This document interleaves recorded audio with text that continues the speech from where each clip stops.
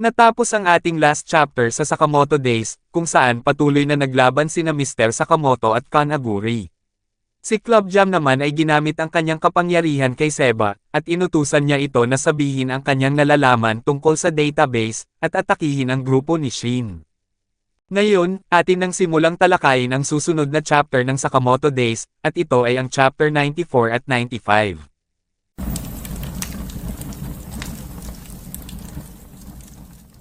Nagsimula ang chapter, kung saan sinabihan ni Amane si Shin, na mag-ingat ka sa lalaki na nasa likod ni Seba. Siya ang dahilan kung bakit ako na-hypnotized, para magtrabaho kay Swer. Nakita ni Club Jam si Byodo at tinanong nito kay Seba, na siya ba ang database, habang sinaad ni Seba, na oo. Inutusan ni Club Jam si Seba na patayin ang lolo ni Amane, habang bigla namang sumugod si Shin kay Seba habang sinasabi, na hindi ka ang tipo na madali lang ma-hypnotized. Gumising ka sa katotohanan, ikaw na tanga. Nagpakawala ng isang suntok si Shin gamit ang kanyang guwantes, ngunit biglang nawala si Seba at hindi din niya madetect ang lokasyon nito gamit ang kanyang kakayahan. Nainis naman si Shin, dahil naalala niya na gumawa si Seba ng hood na kayang mapigilan ang brainwaves ng isang tao. Bigla namang kumilos si Club Jam, at sa isang iglap ay nalagpasan niya si Shin, at nagtungo kung nasaan ang lolo ni Amane, na si Byodo.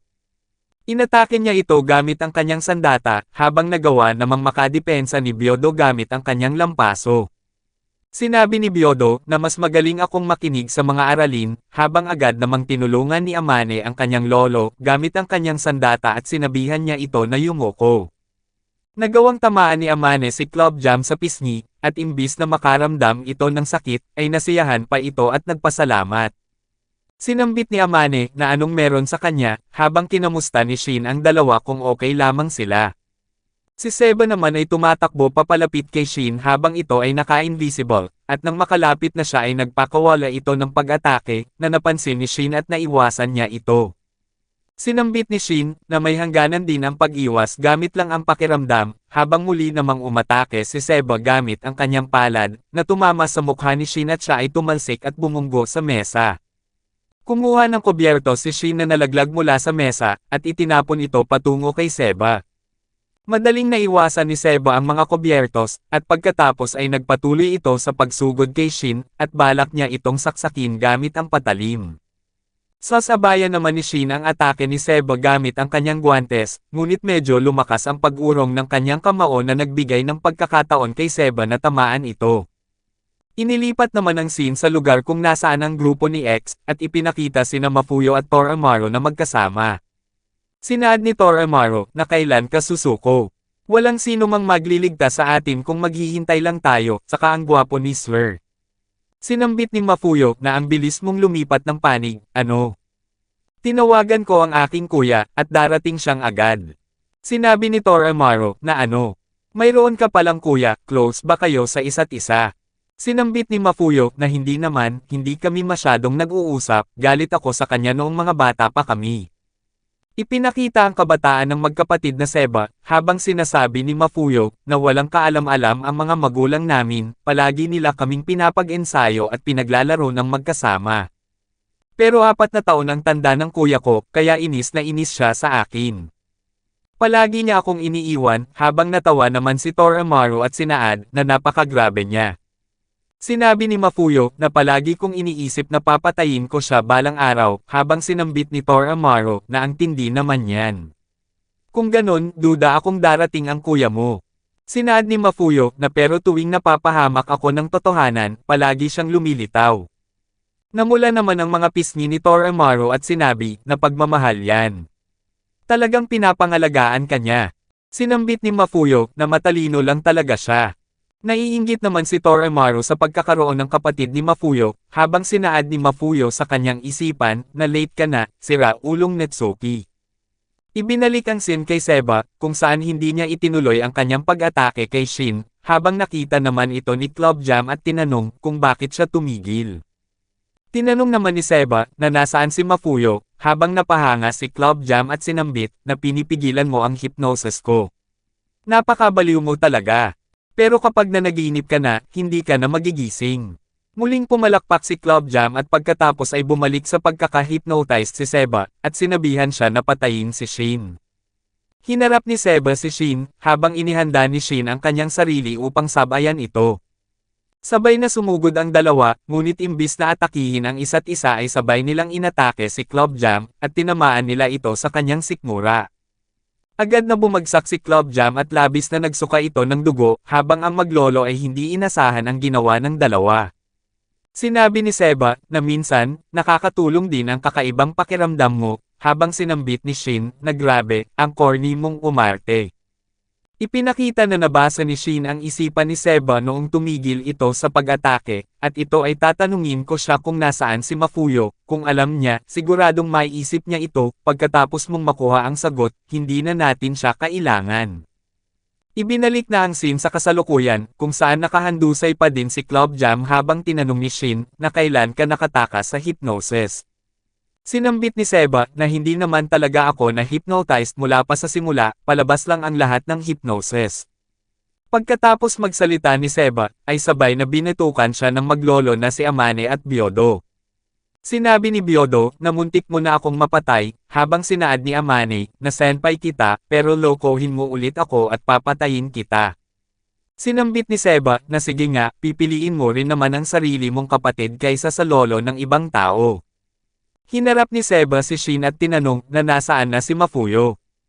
Sinabi ni Shin, na nasa isang abandonadong bodega siya sa Bangkok, malamang nandoon din si Swer. Habang nakahiga si Club Jam sa sahig, ay bigla itong pumalakpak na napansin ni Byodo, Seba at Shin. Pagkatapos ng ginawa ni Club Jam, ay biglang inatake ni Amane ang kanyang mga kasama, na naiwasan naman nila. Sinambit ni Club Jam, na anong sinabi ko sa'yo? Kapag na-hypnotize ka na, wala ka ng takas, gusto mong patayin, ang tatlong taong nasa harap mo ng sobra-sobra, hindi mo na matiis.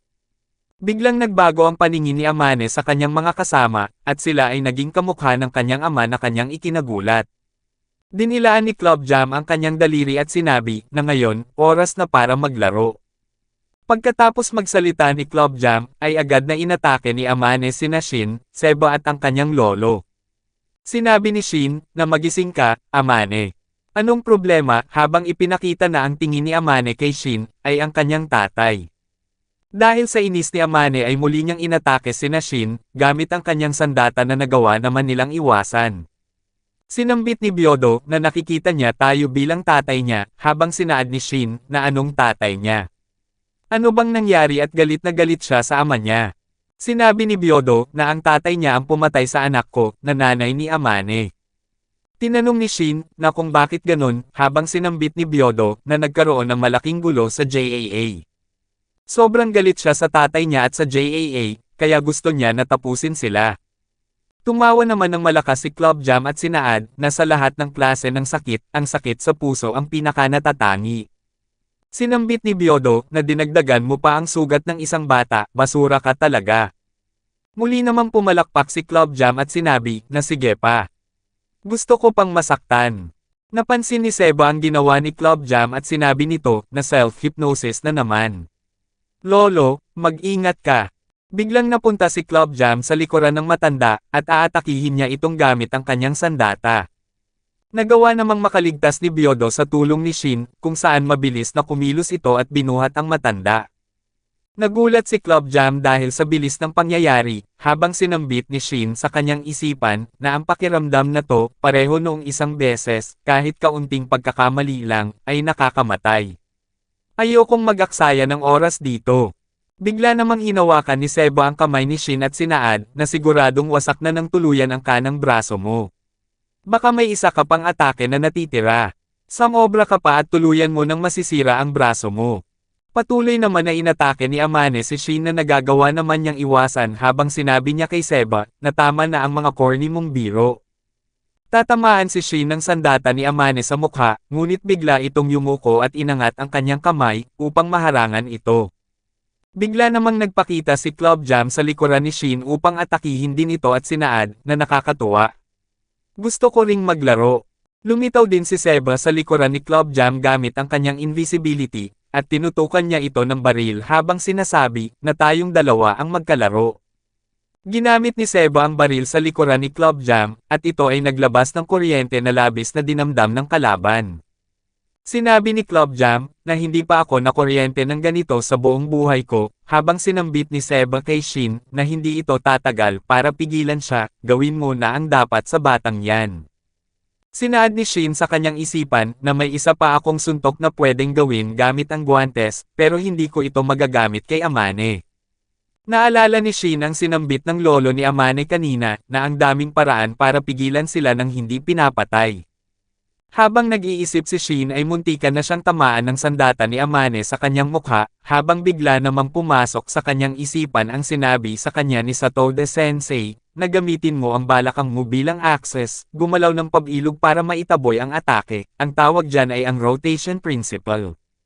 Matagumpay na nagawa ni Shin ang itinuro sa kanya ni Satode Sensei, kung saan napabagsak niya si Amane. Sinaad ni Shin, na buti na lang nakinig ako sa klase, habang sinabi ni Amane, na walang hiya kang ama, papatayin kita.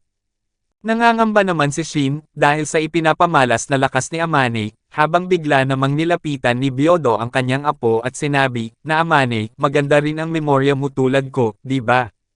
Balikan mo at alalahanin kung anong klaseng tao ang tatay mo. Mukhang narinig ni Amane ang sinaad ng kanyang lolo, at biglang pumasok sa kanyang isipan ang kanyang tatay, kung saan buhat-buhat niya ito. Tinuruan din ni Yatsumura ang kanyang anak kung paano gamitin ang kanyang sandata, at pinuri din ito sa kanyang painting. Ipinakita din ang araw na namatay ang nanay in Amane at sinabi ng kanyang tatay, na Amane, kalimutan mo ang lahat ng to. Ibinalik na ang scene sa kasalukuyan, kung saan nakawala na si Amane sa pagkaka-hypnotized, na napansin ni Club Jam. Hawak-hawak ni Club Jam ang leeg ni Seba at sinaad, na nawala na ang brainwashing. Binitawan ni Club Jam ang leeg ni Seba at sinabi, na magpakabait ka, munting puppet ko. Labis namang nangamba si Shin sa sinapit ni Seba, habang muling papalakpak si Club Jam at sinambit, na mas madali ang buhay kapag nasa ilalim ka ng kontrol ng iba. Bago pa makapalakpak si Club Jam, ay mabilis na kumilos si Amane at ginamit ang kanyang sandata, upang putulan ito ng kamay. Matagumpay na natamaan ni Amane si Club Jam, ngunit sa halip na masaktan ito ay natuwa pa siya. Sinugod ni Club Jam si Amane habang sinasabi, na sakit at pagdurusa. Pakiramdam ko na buhay ako. Inihahanda naman ni Shin ang kanyang guwantes upang umatake habang sinasabi, na katapusan muna, ikaw na hibang na masokista. Pagkatapos magsalita ni Shin, ay mabilis itong kumilos patungo kay Club Jam, at sa isang iglap ay tumama ang kanyang guwantes sa sikmuran ng kalaban. Sa lakas ng pinakawalang atake ni Shin, ay nasira ang pader kung saan bumunggo si Club Jam, at ito ay tuluyan ng bumagsak. Dito na natatapos ang chapter 94 at 95 ng Sakamoto Days. Paki-like and follow naman po ng ating Facebook page, nasa description po yung link. Muli huwag kalimutang mag-like, comment, share at subscribe sa ating channel. Salamat!